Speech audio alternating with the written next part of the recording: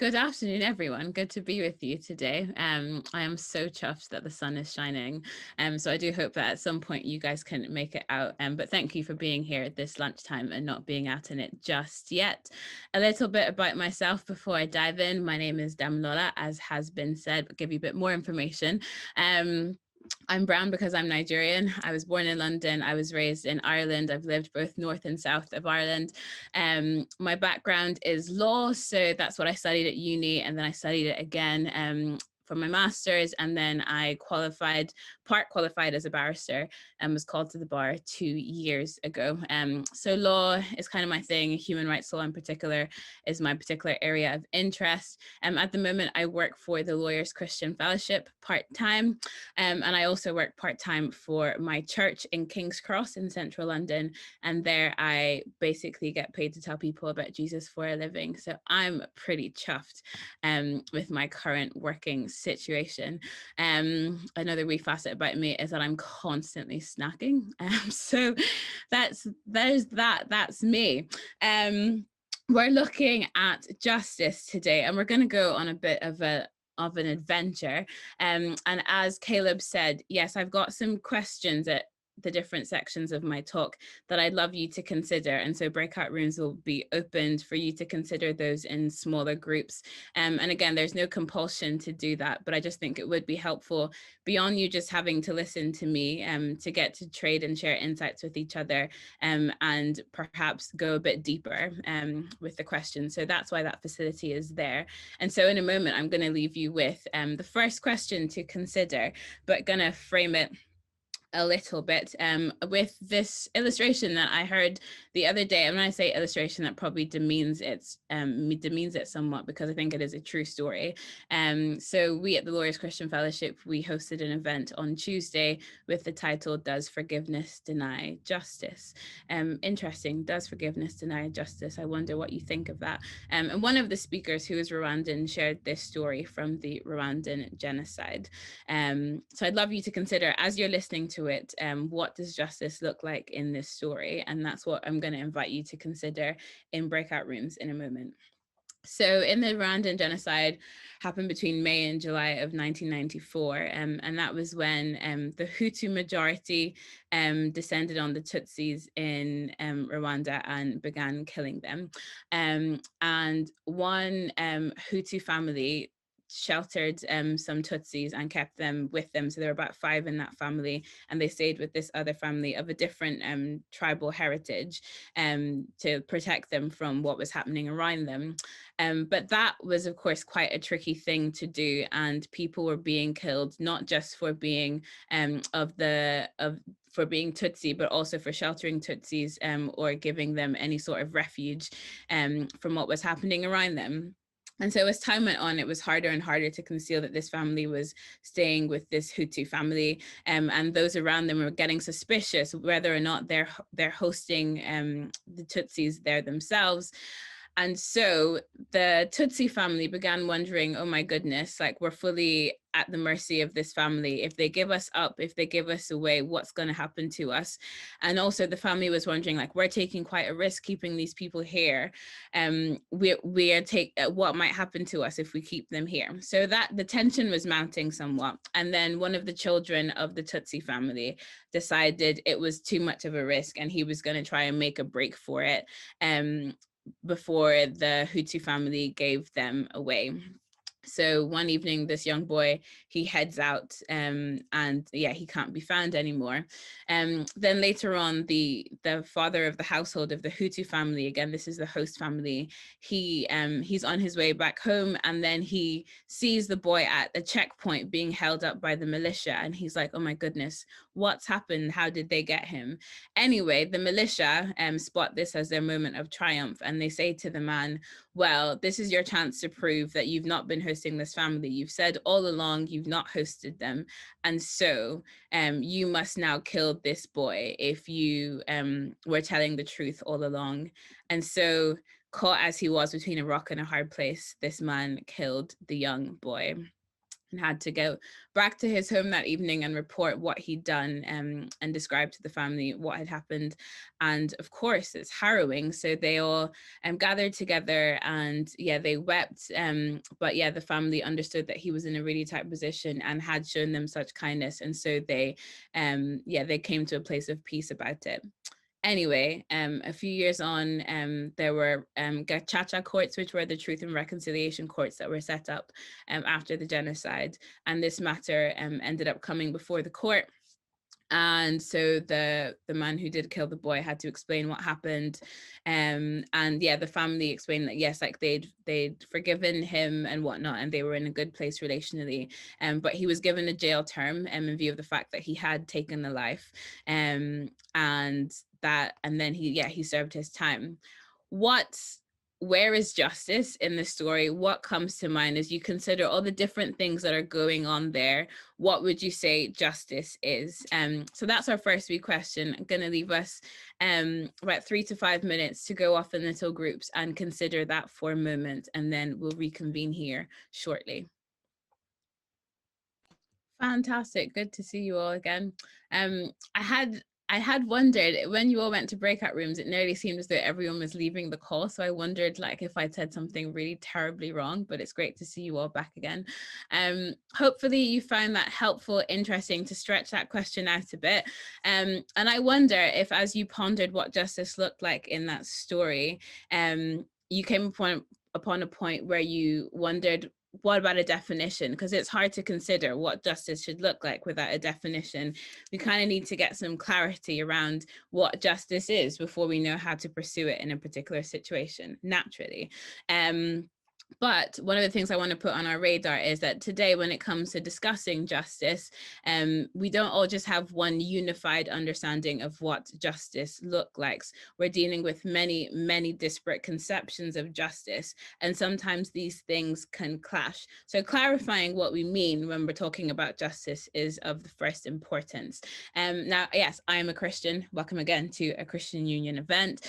I'm going to give you an understanding of justice that arises out of my faith. It's not the only understanding of justice that you can have, but it is, for me personally, that which I have found most compelling. And a book that I found really helpful when it's come to considering justice is a book called Generous Justice by a Christian author called Timothy Keller. And in this book, Keller builds it around these two words in Hebrew that are used every time justice comes up. And these words are tzedakah and mishpat. Tzedakah and mishpat.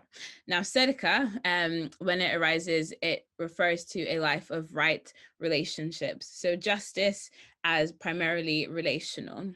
Justice is right relationships. Mishpat, on the other hand, signifies rectifying justice. So that's what comes to mind when we think of our criminal justice system, or punishing wrong, or in that story, what happened with the Hutu who killed the Tutsi, and what was happening in that situation in general, and punishing the wrongdoers, and caring for the victims of unjust treatment.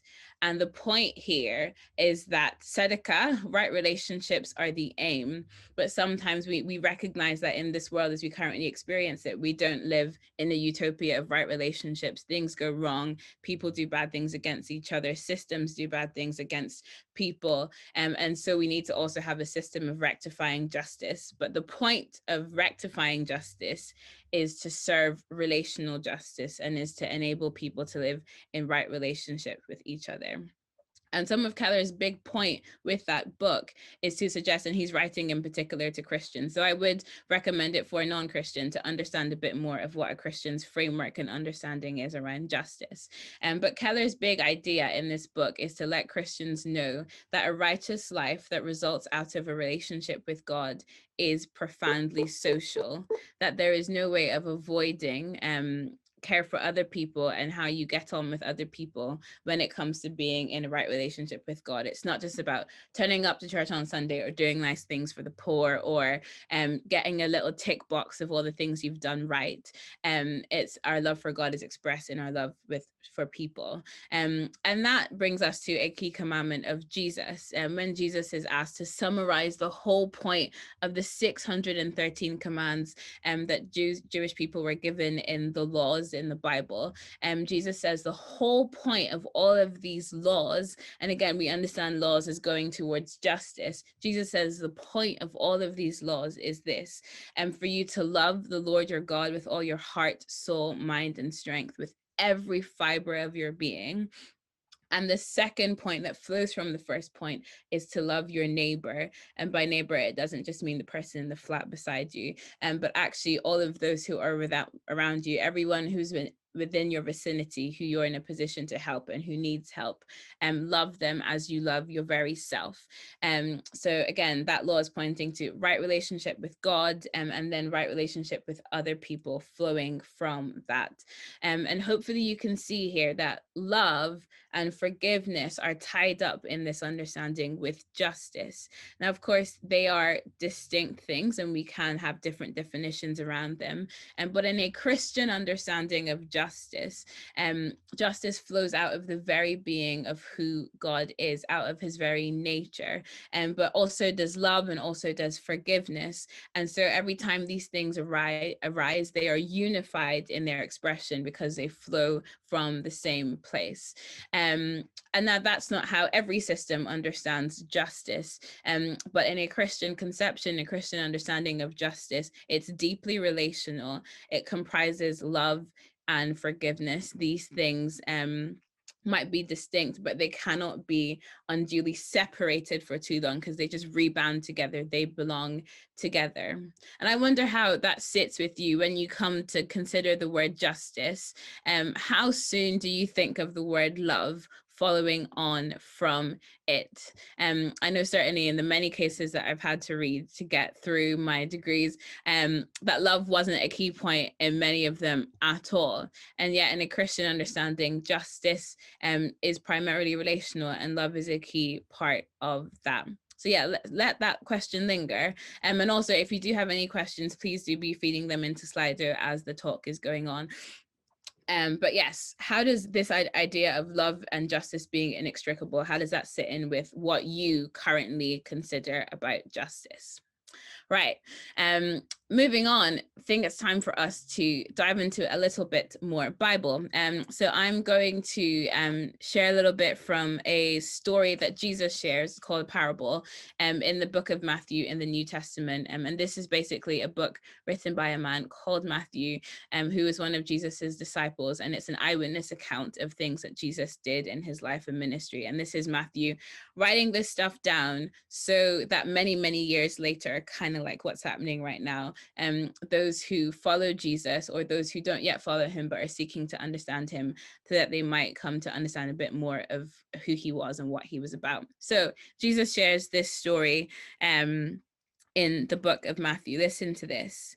Jesus says, "For the kingdom of heaven is like the landowner who went out early one morning to hire workers for his vineyard. He agreed to pay the normal daily wage and sent them out to work. At 9 o'clock in the morning, he was passing through the marketplace and saw some people standing around doing nothing. So he hired them, telling them he would pay them whatever was right at the end of the day. So they went to work in the vineyard. At noon and again at 3 o'clock, he did the same thing. At 5 o'clock that afternoon, he was in town again and saw some more people standing around. He asked them, 'Why haven't you been working today?' They replied, 'Because no one hired us.'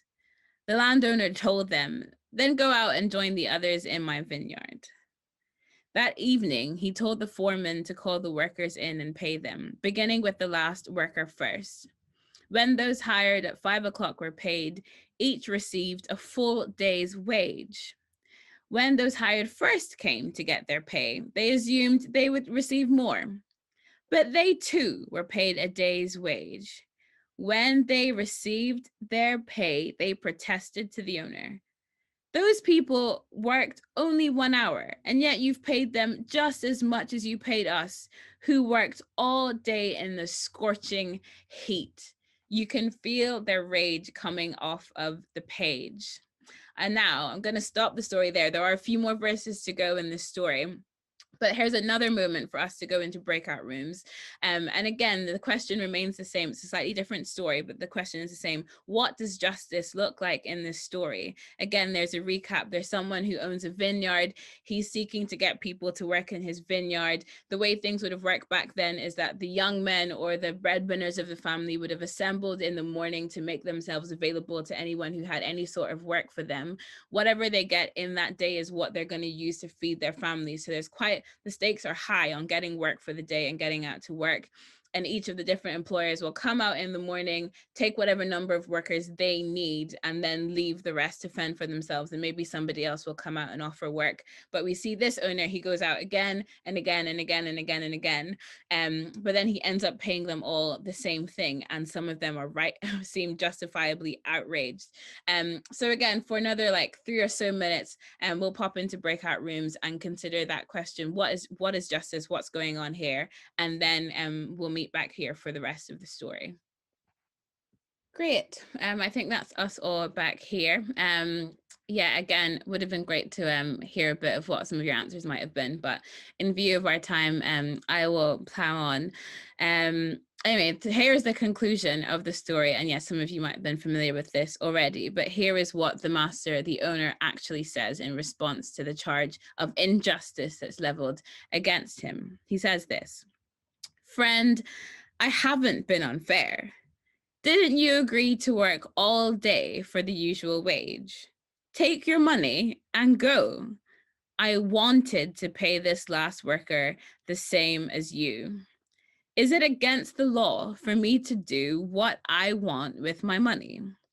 Should you be jealous just because I am kind to others?"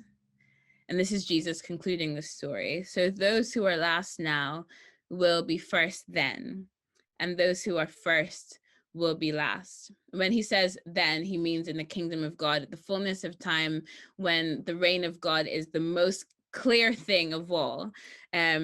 Those who are last now will be first then, and those who are first now will be last then.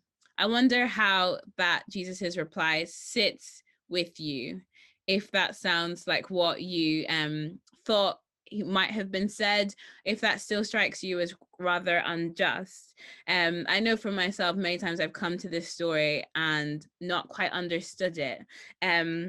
And a particularly jarring line is one of the last ones. "Should you be jealous just because I am kind to others?" And that's precisely what's going on in this story. Those who have started working at the start of the day haven't been shortchanged. It's not as though the owner took out of some of the money that he was due to pay them to pay some of the newer people. They got exactly what they had wanted, but it was their desire for more than had been bargained for them to get, but also their outrage at other people who'd done less work than them getting the same pay. That was what came to the fore in their reaction to the employer.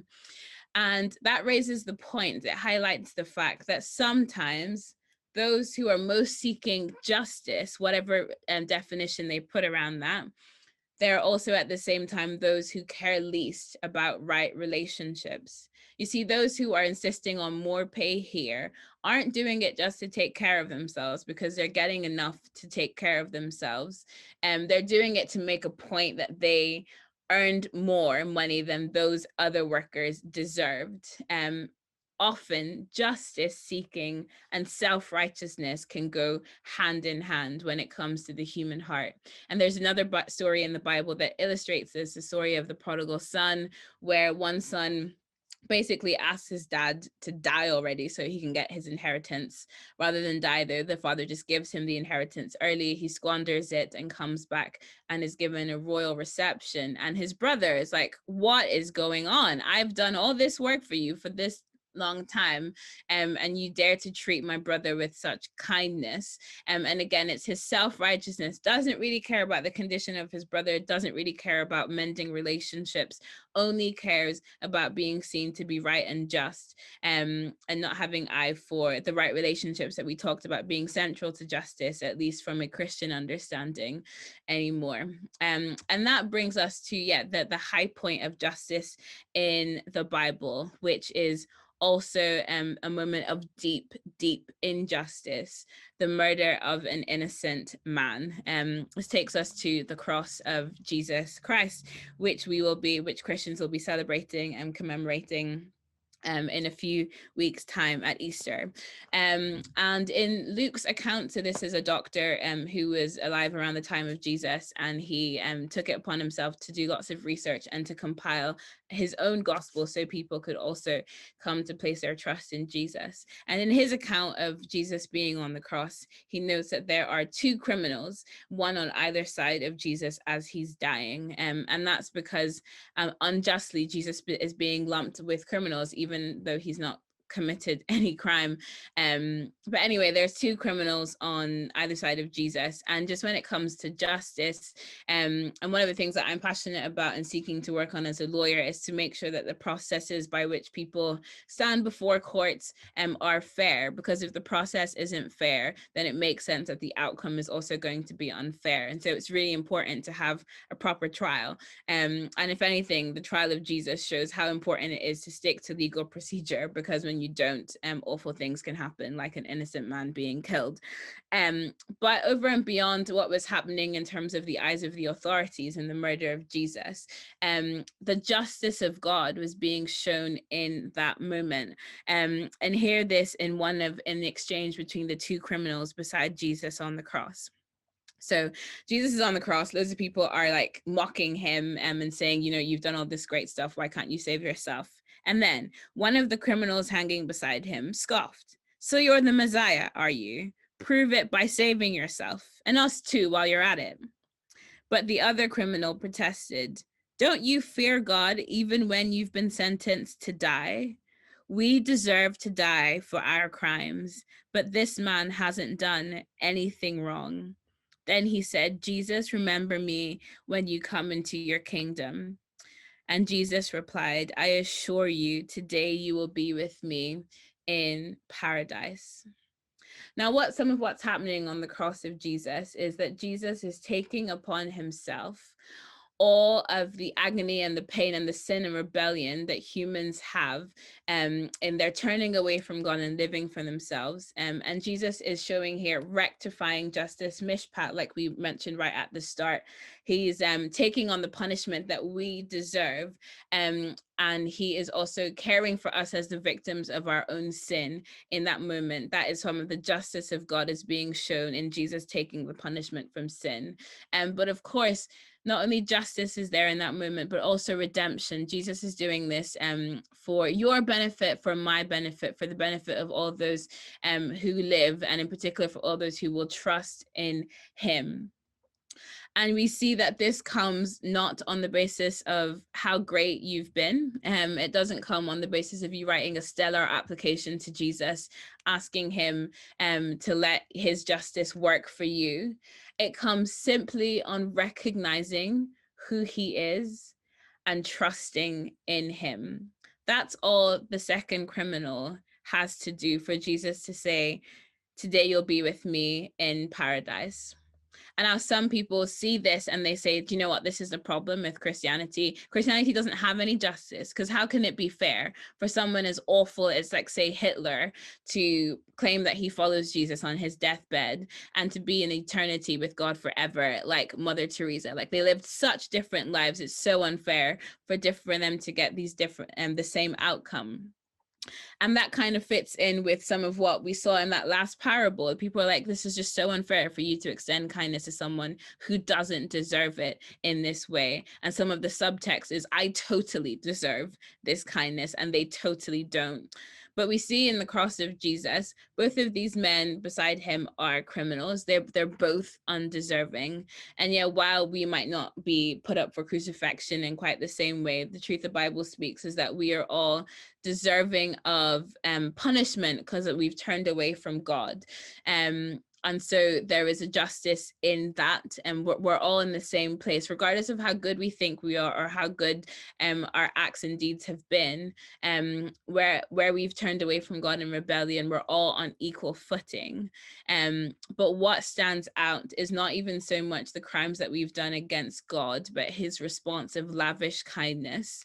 And so in the cross of Jesus, in an innocent man dying for the sins of the world, we also see justice, not just as rectifying, punishing wrongdoing, but also justice that seeks right relationships.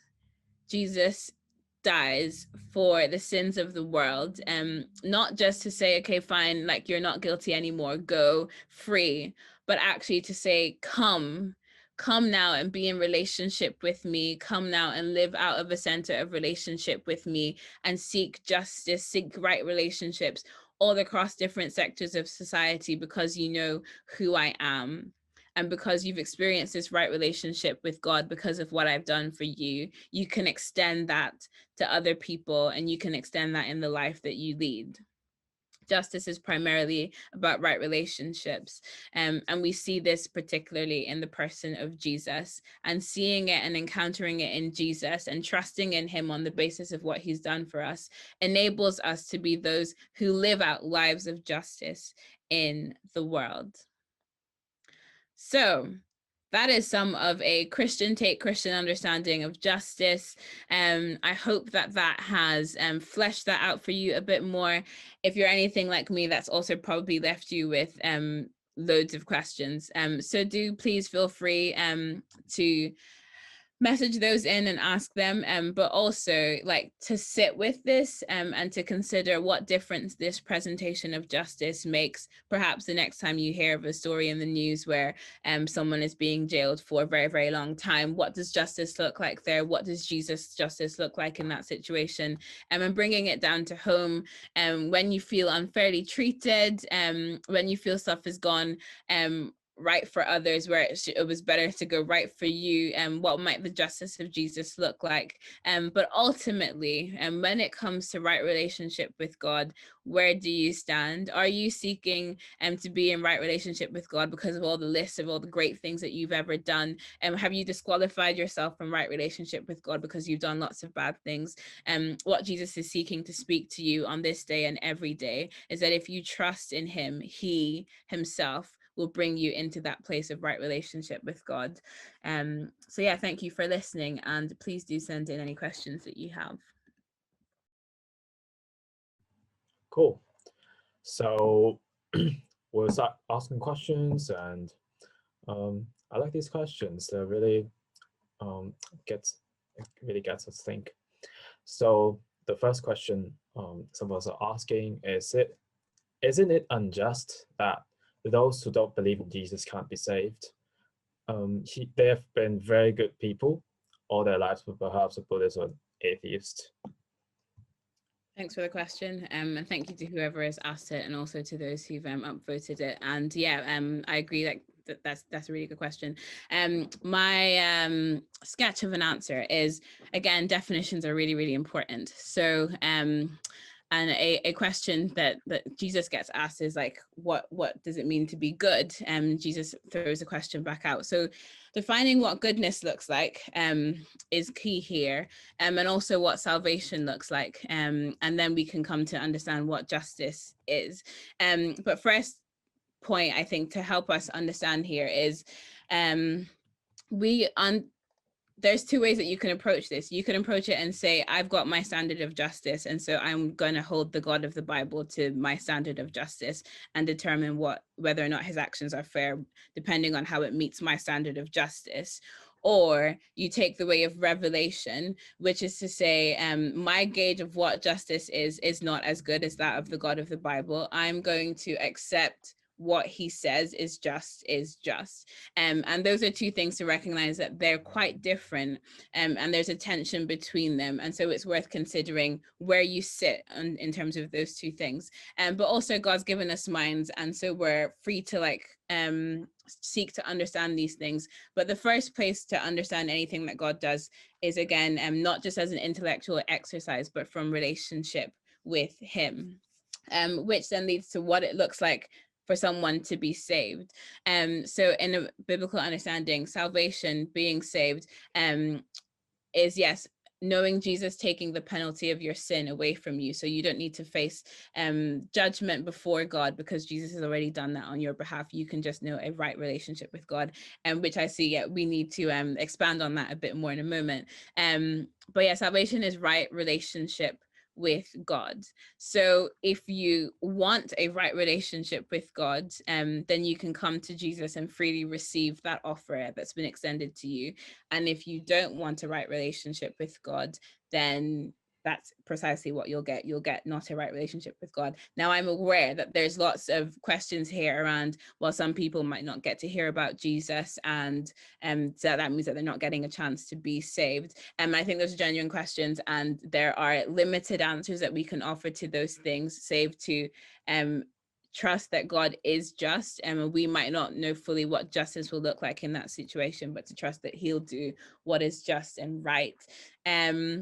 But again, what God cares about isn't just the things that we think are good that we've been doing, but whether or not we're in right relationship with him. And for those who do get a chance to hear about who Jesus is and respond to that and decide they don't want to place their trust in him, then that's the very same thing as them not wanting salvation, because the point of this is getting to spend eternity with Jesus.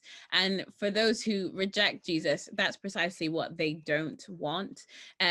So we see in some of this God's respect for human autonomy and human reasoning, human desire.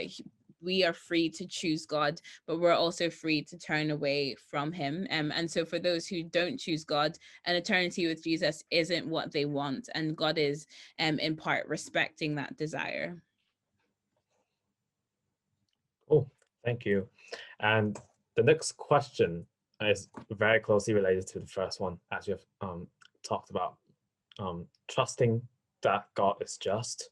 So the question goes like this: how can we know that God is totally just when we cannot access justice in all situations? For example, infants not knowing gospel may be condemned. Again, thank you again for these questions. And just to say, like, no answer that I give to this stuff in 3 minutes will be satisfactory. And I know that's really frustrating. But sorry, these are issues that I sit with also. And there's lots of scholarship and thinking around them. But what I will offer is, again, it points back to trust. And again, it's whether or not we're assessing God based on our standards, or we're seeking to understand him on his own terms. And again, just, for anyone who's considering Jesus or does follow Jesus, again and again and again, you'll be faced with the question, is this me relating with God on my terms and seeking to get him to accommodate himself to my reality or my preferences or my understanding? Or am I submitting myself to him? And you don't just do that in the blind or in the dark. So like was said in the video that we watched, there's historical evidence to foster in us a faith in who Jesus is. And we can look at the historicity of the New Testament and not just take a blind leap of faith in the dark. Like, faith is supported by reasons. We can also experience the reality of who Jesus is in the here and now, and that fosters faith in us. But there comes a point in the life of faith with Jesus, and it doesn't just come one time, it comes again and again and again, where we subject the fullness of our reasoning and the very best that we can come by, and we have to say, do you know what, I submit this to you, Jesus, because I've come to the end of my reasoning. I have to trust that you are good. I have to trust that your way is right. So there's a lot of scholarship around whether or not infants would be condemned. The position that I broadly hold is no. I know that I've not gone into detail onto why, but I think your point in that we cannot assess justice in all situations is precisely right. And how we reconcile that is to trust in the very character of God. If God wouldn't spare Jesus for us, he's not seeking to keep people away from himself. His heart is to invite as many as possible into the fold. And so we understand all of his actions, and even the questions that we don't fully have answers to, in light of that heart, he's given up that which was most precious to him in order to bring us into relationship with him. And so that frames for us even the things that we don't fully have precise answers to. Thank you. And there's a question about another thing you mentioned, which is right relationships. So right relations with God, right relationships with people. Could you expand on the concept of right relationships? Is it just people being happy, or what else? Yeah, cool. Thank you again for this question. So some of our understanding of what these right relationships look like comes from biblical law. And the point of biblical law is to take that phrase that I said Jesus said, so that all that law is about loving God and loving people. And yet the reason why there are 613 laws is that God is trying to help us be specific about what love looks like in societal relations. So an example of what this looks like is the laws that they had on gleaning. So gleaning was like a way of people receiving the fruit of the land back in the day. And so those who owned land were free to harvest it and send out their staff to harvest it. But there was within the law a requirement that those who worked on the land couldn't just take every last bit of grain or produce from the land just because they owned it and like head off with it. They had to make it possible. So they were meant to take produce from the land, but make sure that they left some out for those who are on the margins of society to come in and to work for themselves and to be able to take something livable, something decent to live on from the land. And what we see of right relationships here is this: that law wasn't just that there were like laws to share, but this is different from a law of like take what's yours and then give some of it away. And this dignifies those who are on the margins of society by providing them a means to cater to their own needs and work for themselves, but not to be completely destitute and just free. Like it didn't just leave it to be subjective and based on the individual will of whatever person owned whatever farm around them. All people were meant to be aware of disadvantaged people and people who are other to them, even as they went about living their lives and doing their own thing. And that's hopefully gives a bit more context to what right relationships looks like. It looks like not just living your life only with regard for yourself. And so even in your business deals and your business pursuits, even in your getting a security deposit for something that someone owes you, that you're meant to give them back their cloak at night, because that would have been the only way for them to get shelter at night. And yeah, on one hand, the cloak is rightfully yours as long as they've not paid the deposit. But on the other hand, we know that just taking from people, even if on paper it's totally right to do, that is going to come against the right relationship. And that's ultimately the point of justice. So we don't just insist on our rights, but we think about the societal context that we're in, and how, and not just insisting on what's good for me, but also what might be good for all of us and what might serve all of us as a whole. So it's not just everyone being happy, but it is individuals not just seeing themselves as individuals. It's individuals rooting themselves in the community that they're surrounded by. Thank you. And the time has been running short, but there's still one question that a lot of us have upvoted, and you're free to go if you have something to do. So, was it just for Jesus to die? Yeah, thanks for that. Quick answer to that is yes and no. I'll do no first. No, it wasn't, because if you read the accounts in the Gospels of his trial, it was frankly preposterous. The religious leaders already decided the outcome that they wanted before he even had a trial, which is like, yeah, bad sign. They got witnesses, none of which actually had anything bad to say about Jesus, and then they fed them stories to report at court about him. So again, shocking trial.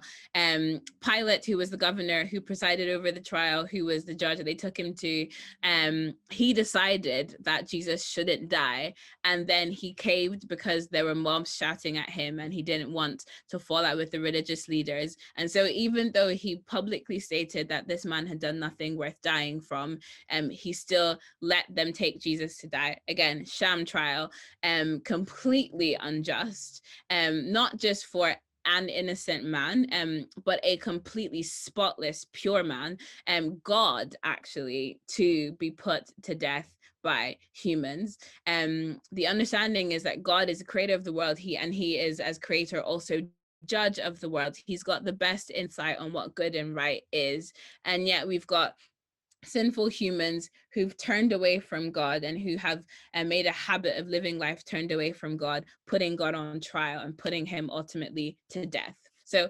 absolutely not just. On the other hand, though, and this is how God's work in human history unfolds, and it might seem cheap and too convenient to you, but I'd love you to just sit with this and ponder it, that in the midst of the mess of the world and all that's broken and gone wrong, that God is in the very same situations, working all things out together for the good of those who love him and for his own glory. And so we see in the death of Jesus, one of the worst things to happen in the world, that God is bringing about one of the best things to ever happen, and that's the opportunity for humans to be again in right relationship with him, for them to know redemption, for them to know saving from their sins, for them to know the fullness of life. And that in God's justice, again, not the world's justice, because it'd be hard for us individually to die for a good person. But here Jesus is dying for all of us who by this definition aren't good at all. But in God's justice, which isn't just going for a tick box exercise of morality, but God's justice recognizes right or wrong, but it also pulses with love for the world, and it seeks for each person to know right relationship with him. And in God's justice, giving his son to die and to take upon himself all the crap of the world, is a way of bringing people back into union and fellowship with him. So on one hand, it's absolutely not just, it was one of the worst things to happen, but in the midst of it, because of the greatness of who God is, one of the worst things to happen made it possible for one of the best things to happen, for you and I to be able to know a good, right, proper relationship with God, to know him as Father, and to live every day not just with knowing him as a concept or a distant reality in the sky, but through the Spirit of God, knowing God living in us and empowering us again to be people of justice, not just looking for tick box exercises or seeking to be right in the eyes of other people, but living the life of Jesus from the inside out. Thank you, Damilola.